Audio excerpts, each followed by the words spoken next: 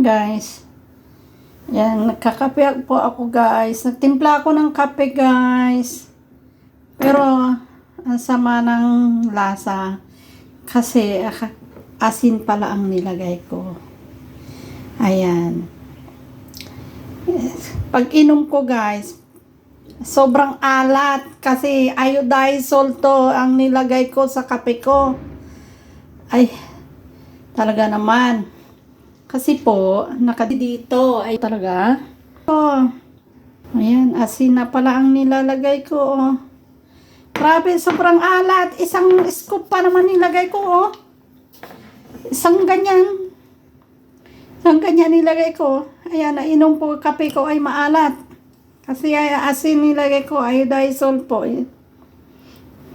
Ayan. Grabe. Gutom na nga, asin pa ang nilagay sa kape.